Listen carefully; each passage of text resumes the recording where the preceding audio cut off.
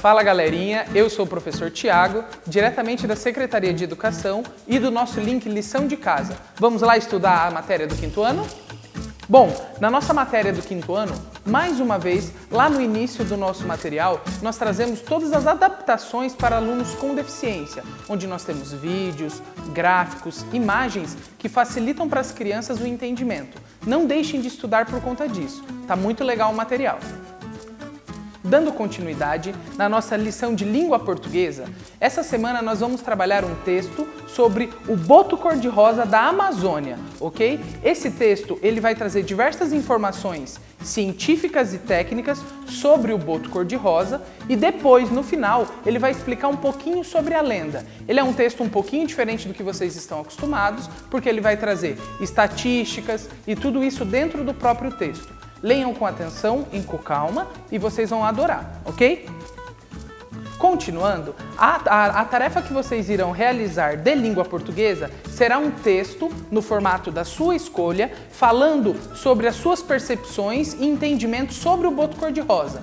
Não é necessário que seja exatamente sobre a lenda boto cor-de-rosa. Você pode falar também sobre as informações técnicas, tudo aquilo que você reteve da sua leitura, ok? Ao final da escrita, é legal que vocês leiam novamente o texto e percebam o que tem de errado nesse texto. Façam a correção para que fique tudo certinho, ok? Dando continuidade, nós entramos na nossa matéria de matemática. Essa semana é uma matéria um pouquinho diferente e eu acredito que vocês vão gostar muito, que é o plano cartesiano. Então, o plano cartesiano ele é um sistema de coordenadas, ok? A gente já viu muito, para alguns que brincam ou já conhecem, naquele joguinho Batalha Naval.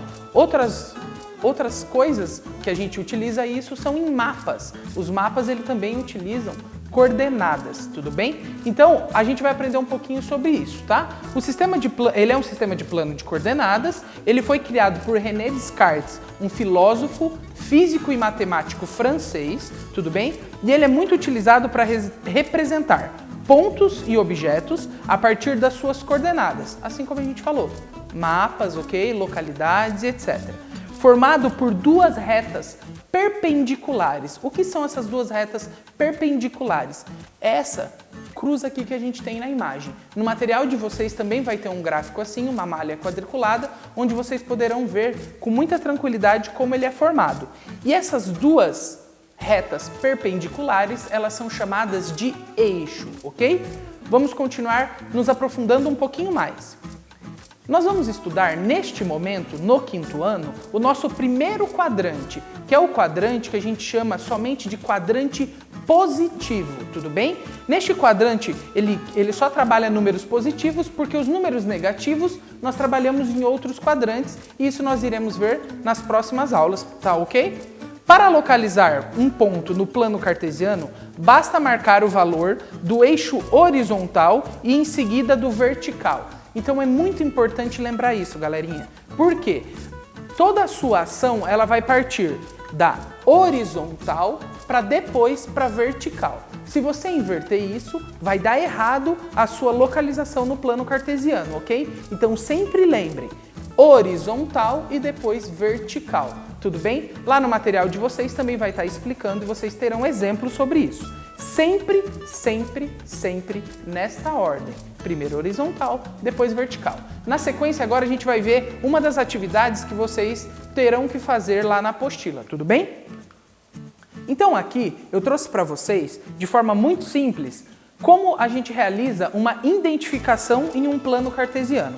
Então, por exemplo, digamos que eu dei o ponto A e o ponto B na nossa atividade. Tudo bem? Você vai começar essa identificação da horizontal para vertical. Então, primeiro, para eu encontrar onde os dois pontos se ligam da letra A, eu preciso começar da horizontal, ok? Então, ó, ele está no número 2, e aí, do 0 para o 2, eu subo ele depois na vertical, até onde está marcado o número. Então aí nós podemos representar da seguinte forma escrita esse plano cartesiano.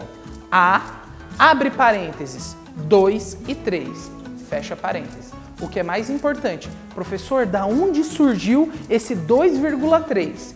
Vamos voltar e entender novamente. Eu primeiro identifico na horizontal 0, 1, 2. Como que eu parei no 2? Porque é onde está o meu ponto A, ok? Isso é muito importante prestar atenção. E depois, quando eu vou para a vertical, eu realizo a mesma coisa. Parto do 0, 0, 1, 2, 3, identifiquei onde está o meu ponto assinalado, é o número que eu identifico. Tranquilo, fácil de fazer, só precisa de atenção, tudo bem? Vamos partir para o segundo exemplo, o B. Vamos realizar da mesma forma. Parto da horizontal, então vamos lá. 0, 1, 2, 3, 4. Opa, meu ponto está aqui, parei no 5. Subo até lá e aí agora eu vou ter que fazer na vertical, ó. Vai partir de lá, 0, 1, 2. Olha aqui. 0, 1, 2.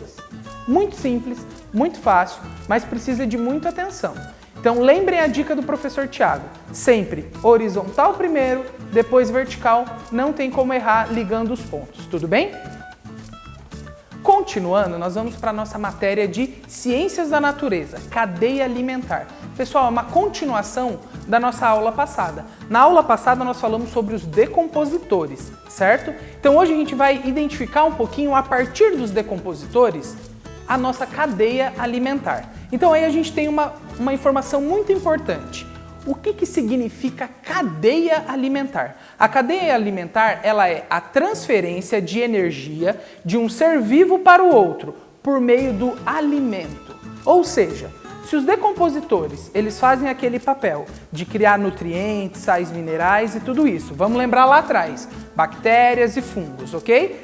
Depois disso, a gente tem as plantas, os vegetais, as algas, que são os produtores. E esses produtores, por que ele é identificado como produtor? Porque ele é capaz de se alimentar sozinho do solo, tudo bem? E esse produtor, ele é chamado de autótrofo, certo? Ele é chamado de autótrofo. Por quê? Porque ele consegue gerar o alimento dele, a energia dele, sozinho. Ele não precisa se alimentar de um outro ser para poder gerar sua energia. Partindo deste autótrofo, que são as plantas, as algas, os vegetais, ok? Nós partimos para os consumidores. E aí esses consumidores, eles podem ser primário, secundário, terciário, mas eles são chamados de heterótrofos, ok? Por quê? Porque eles se alimentam da energia de outro ser. E aqui eu trouxe alguns exemplos para vocês de cadeias alimentares para isso ficar muito claro, tudo bem? Então, partindo do que a gente lembra, daqui para trás, do produtor para trás, são os decompositores, ok? E aí, partindo daqui, eu tenho o quê? Aqui, por exemplo, eu tenho as algas, ok? No fundo do mar. O peixinho vai lá, come a alga que gera a energia do peixinho. Depois do peixe, vem o quê? O pelicano e come, o pelicano, o cisne, algum pássaro, né? Vem e come o peixe. A energia desse pássaro é gerada a partir do peixe, tudo bem? E na sequência, a cobra vai lá, come o pássaro, a energia dela é gerada a partir do pássaro. E aí nós temos um ponto muito importante que vai fazer link lá com a nossa outra aula dos decompositores. Tudo na natureza se renova.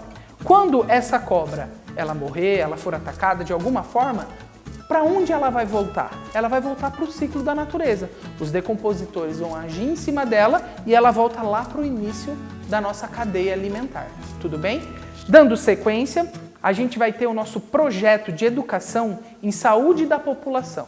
Então é um texto muito legal que fala sobre os nossos alimentos, os tipos de alimentos que a gente possui. Leiam com atenção, com calma, sempre aquela dica. Se eu li uma frase toda, cheguei no final da frase, eu não lembro o que eu li, opa, tem algo de errado. Volta e lê novamente, ok? E aí depois disso vocês terão algumas atividades relacionadas à alimentação para identificar alimentos ricos em algumas vitaminas e etc. Tudo bem? Pessoal, lembrando que a quarentena ainda não acabou, ok? Então vocês estão em casa, se cuidando. Sempre que for sair, utilize máscara, ok? Higienize as suas mãos e tomem todo o cuidado, tá bom? Bom, por hoje é só. Eu fico por aqui. Até a próxima!